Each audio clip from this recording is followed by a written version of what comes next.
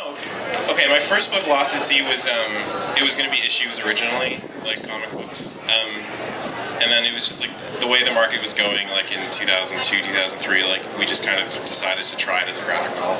It sold very poorly, and then they're like, well, let's just try. You should do a series because maybe it'll kind of pick up as it goes, like snowball. And you guys are all here, so it did. It turns out. But the first volume of Scott Pilgrim sold less than Lost at Sea, so it was a gamble. But we were all poor, and I don't know. I didn't really get paid for it or anything. It was great for Oni. You had sort of been part of the Oni family for a while at that point, right? You had done some lettering for some Oni books. For a few years, yeah. I was like kind of... Hopeless Savage. Yeah, I was getting money from them on a regular basis. Yeah. So, it was pretty cool of them to have faith in you and suggest that you launch. Yeah, because I was sucky. Yeah. I was just like a punk kid. I was like... I wasn't really that talented or anything, but, they were just like, they had some faith in me, so I pulled it together.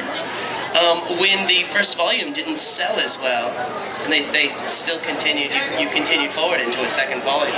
Yeah, I had to get a job immediately after the first volume came out, like the next week or something. I got a job at a restaurant. But then I got to put the job at the restaurant into the books. So. Yeah.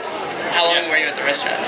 Only 3 months or something. Nice. And while I was writing the second volume, I think. And then when I started drawing, I was too busy to work. So when did it start to really catch traction, do you think?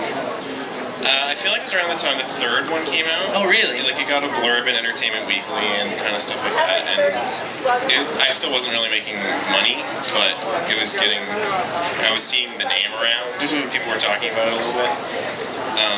And then I don't know where, I kind of lived in the middle of the woods for a while, for a couple years, literally, in Nova Scotia. So I missed a few. Oh, and then I moved to the U.S. and I was immigrating, and I couldn't travel very much because I was immigrating. I wasn't allowed to leave the country and stuff. So I missed a few. I missed the release for Volume 4. I didn't do anything for it. And then when Volume 5 came out, it was just way bigger. New York Comic Con, everyone showed up. And, right. So yeah, it just at some point, it just ballooned. Yeah. So all this attention this is relatively recent. The last year has been the biggest. That's by a huge leap. Yeah. That's fantastic.